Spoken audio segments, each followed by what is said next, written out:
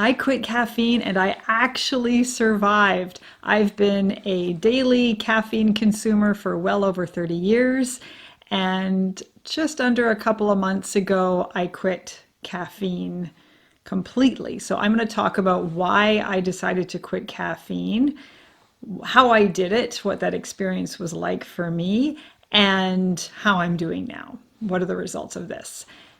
I am in no way, shape, or form suggesting that you should quit caffeine if you consume caffeine. I'm not saying anything at all about what you should do if you have a good relationship with caffeine, if it's working for you, if the benefits outweigh the negatives, that's awesome. If you're struggling with it and want to quit, perhaps this video can help you. But you do you. I have nothing against caffeine. It's not a moral issue. I was just finding that the benefits weren't outweighing the negatives anymore. So I started drinking caffeine every day. In probably late elementary school, my mom would drink black tea in the morning, and she started making me a cup in the morning because I wanted to drink it. I'm sure she made it pretty weak at the time, but I didn't have much more than that really weak cup of tea in the morning every day. And, maybe occasionally a pop with caffeine in it. But that was my daily intake, was pretty weak tea for elementary school, and all through high school I continued that. It wasn't until university that I started drinking coffee. And the reason for that, I actually didn't like coffee. I never liked the flavor of coffee. I liked the smell, but the taste didn't do it for me. But when I started university, I'd go to stop at the coffee shop on campus to buy some tea, and the tea was always really shitty. So I started drinking coffee because of that. I'd smell the caffeine or the coffee brewing. The tea wasn't very good, so I started buying coffee because it just smelled that much better. And that's how I switched to coffee. And what I find is that I would want to drink tea, but as soon as I'd smell coffee, I'd want coffee instead. So like I was in a long relationship. I was married to someone who drank coffee every day. And there were certain periods of time where I'd try to switch back to tea in the morning, but then I'd smell the coffee brewing and I'd have to have coffee. It's something about it. It's the scent of it is kind of addictive for me. So I switched to coffee every day. I kept it to no more than 1 cup for a very long time. There's a certain period of time I was working in a hospital, and there was one department I was in where they'd have coffee on all the time. It was right there by my desk. And so I started drinking more and more coffee while I worked in that department. And then I found that it wasn't working for me. I was getting the jitters. I also started getting urinary infections from it. So that was a really very effective way to get me to reduce my caffeine intake. It was like, I don't want bladder infections. So I cut back to 1 cup a day, and then I was fine once I did that. So that was out of like, this is not worth it for me. 1 cup is fine. And I stuck with that for a very long time. There were a couple of times I tried to quit caffeine cold turkey. Don't recommend that. That didn't work for me. I had super bad headaches both times I tried it. Lasted a few days and said, fuck this isn't worth it, and went back to drinking coffee and tea. So then I think I was totally fine for a long time with just the 1 cup. And over time I started to drink more and more. And this is what initiated this decision to quit this summer, is over time I was drinking more and more. And it was such a gradual process that I adjusted to it. I didn't have any bladder issues anymore. So, there weren't those obvious negatives, right? To say, hey, you're drinking too much. So I drink coffee in the morning, and then I started drinking tea at lunch. Stuck with that for a long time. And then I noticed, I think over the last year or two, I started to drink more and more. So sometimes that morning cup of coffee wouldn't be enough, so I'd have more. And what I realized this summer is one day I was like, I'm not sleeping well. I haven't slept well in a really, really long time. And I'm not an easy sleeper and haven't been for my entire adult life. But I was finding that my sleep was getting worse and worse, and I wanted to improve it. And then I realized one day, I wonder how much caffeine I'm actually consuming every day, because what I realized is that the mugs I was drinking out of were much larger than what I originally was drinking way back when I was just drinking 1 cup of coffee a day. So I went into the kitchen and I measured to figure out how much coffee I was actually drinking every day, how much tea I was drinking every day, and it was way more than I thought. I was actually drinking. And that was kind of that wake up call, like, oh no, no, okay, this is why my sleep is shit. I'm drinking so much more caffeine than I realize. And I'm not a big person. I'm, 5'2", 115 pounds most of the time. And that I can't handle a lot of caffeine at the best of times. So this was just way too much. I'd get the jitters. I'd feel anxious all day. My sleep was shit, as I mentioned. So I realized, no, I have to cut back. I have to cut back. But what I was finding is I was drinking more and more because it wasn't working anymore. I was feeling tired all the time. My sleep was not very good. So I'd wake up exhausted. That first cup wasn't enough. So I'd have more and more and larger mugs over time. And it just wasn't giving me that, stimulation that I was looking for. And I just ended up feeling jittery and anxious, and my sleep was bad. So I was in this cycle of not sleeping well because I was overly caffeinated, and then trying to make up for it with more caffeine, which, endless cycle doesn't work, right? So I had this dependency.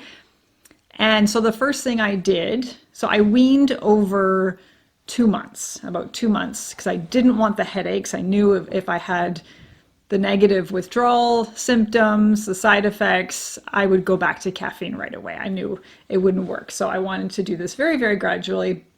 So I started off by just eliminating all of the extra.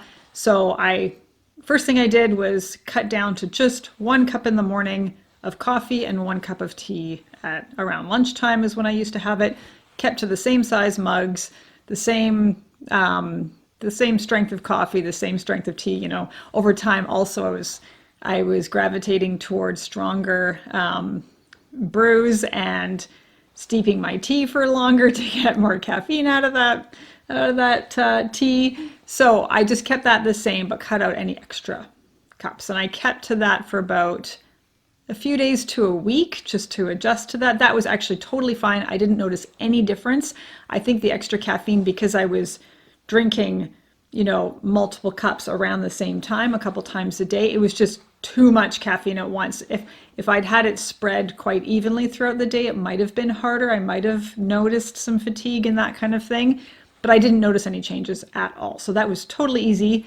Then the next step is I cut out, so that was about a week. Next step, I cut out my midday cup of tea and got down to just the 1 cup of coffee in the morning. Big mug for sure, but just that.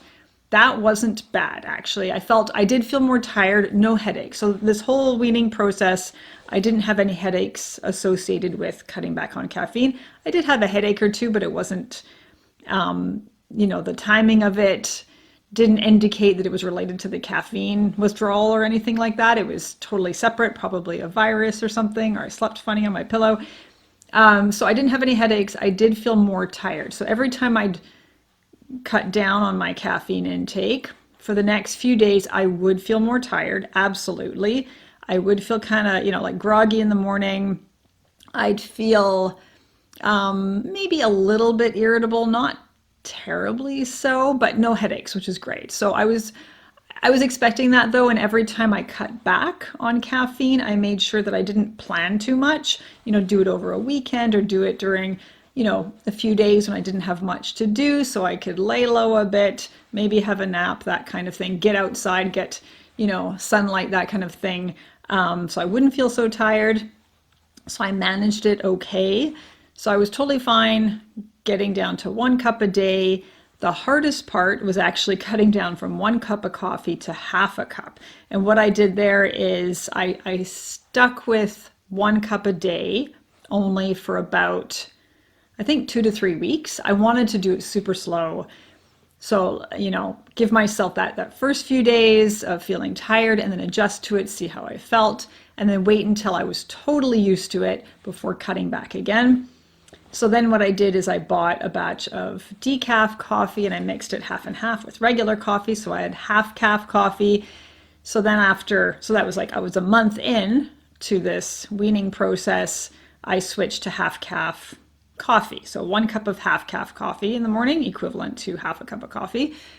That was the hardest part. That's when I really noticed, I was really, really, really tired from that. I mean, in the first few days of that. I'm thinking it's because I hadn't drank that little caffeine in over 30 years. I'd been drinking at least 1 cup of full strength coffee every day for 30 years or so. And this is the first time in 30 years that I'd cut back to just half a cup. So I really, really felt it that first few days. I was really, really tired. And then I was fine. And then I started to notice, so it was the hardest cut back for feeling tired, but it was the most noticeable one for seeing the benefits of reducing my caffeine. All of a sudden, my energy throughout the day was so much more even. I didn't have that afternoon slump anymore. I'd always have that afternoon slump. Full cup of coffee in the morning. After lunch, I'd feel tired. I feel like I need a nap. I'd be like slapping myself to stay awake, or that's often when I would reach for a cup of tea or another cup of coffee to try and feel more awake. I didn't have that anymore once I cut down to the half calf or one half cup of coffee. So that was great. My energy level was so much more even throughout the day. That's when I started sleeping better. I noticed I didn't necessarily at first fall asleep quicker, but I fell asleep easier if I ever woke up in the night, and my sleep just felt so much deeper. And over the next month, I kept up with the half a cup a day until the batch ran out, and it took about a month. I had a lot of coffee. And I noticed my sleep was getting better and better. And then I decided that by the end of that, at first I thought, well, I'll see how it goes. If I, decide to, I will cut back again. So I'm drinking a 1/4 cup of coffee a day. But once I was, getting near the end of it, I realized, I'm feeling so good. My energy is so good throughout the day. I don't feel nearly as tired. My sleep is so much better. I'm just going to finish this batch and then go to decaf completely. And the timing was, at first it was kind of shitty timing, but it turned out to be perfect timing. My kids perform at anime conventions. They're in a dance group and an idol group. And we had this big 3-day convention we were going to, which involved a lot of driving, about 3 to 4 hours of driving a day. And I'm always tired of these conventions. My kids are always tired of these conventions. It always takes us a few days after the convention to recover. We're always slugs for a few days the following week. It's just exhausting walking around. They're performing. There's all the prep for their performances, a lot of driving, a lot of juggling, that kind of thing. So I knew I was going to be tired. And at these conventions, I'm always buying coffee, buying tea, wanting caffeine. But I thought, you know what, my coffee was going to be running out that weekend, and it turns out it ran out. So the second day of the convention, I didn't have any caffeinated coffee anymore. So that was going to be my first day of drinking just decaf. And it turned out to be great because I realized, well, I'm going to be tired no matter what. At this convention, I'm going to be exhausted. We're going to be zombies by the end of the 3 days walking around. So it doesn't really make a difference if I have caffeine or not. I'm still going to be tired. So that's a good weekend to quit, right? And so the result was, yes, I was tired. I didn't have any headaches. I felt pretty much how I usually feel at these conventions, and it was totally fine. And then the following week, as expected, we all had to recover from the convention. We were all feeling kind of sleepy. And then I was good. So ever since then, it's been almost 2 months. I've occasionally had a bit of caffeine unintentionally, like maybe in baking or in something. My oldest likes to bake and sometimes puts coffee or tea and cookies and cake and stuff like that. Anytime I've had a bit of caffeine, it hasn't felt that great. I didn't like it. But I haven't had anything, I haven't needed caffeine to wake me up in the morning. So I feel totally good about this. And for me, it was worth it to quit. I think low doses, if I had stuck with the 1 cup a day, I probably would have been fine, maybe, but I've never really experienced adult life without caffeine every day. So I was really curious to see what that would be like. And I've always been kind of a light sleeper. And I wanted to see if I could change that, because over time I've realized, the I can sleep when I'm dead attitude, it isn't really working for me anymore. And I haven't prioritized sleep as much as I want to. And so now I want to eliminate anything that's going to interfere with my sleep. And caffeine was definitely one of them. My sleep is so much better. I sleep so much deeper. And this is having been a light sleeper all of my adult life. I fall asleep really quickly in the evening now, which I never have as an adult ever. And I do wake up sometimes in the night. I have cats. They wake me up. Sometimes I have to get up and pee, or I'm thirsty, or I hear a noise outside. I fall asleep pretty quickly after. There's been the odd time that I've stayed awake for a while, couldn't fall asleep. But almost every other night, most nights, I can pass out really quickly. And no matter what my sleep is, sometimes I might be woken up a little earlier than normal, but I feel so much better even if I get a poor night's sleep, even if I don't get a long sleep. I think my sleep is so much deeper now, whereas when I was drinking coffee and tea every day, it was lighter. I wasn't getting all of that deep sleep. So I feel so much better.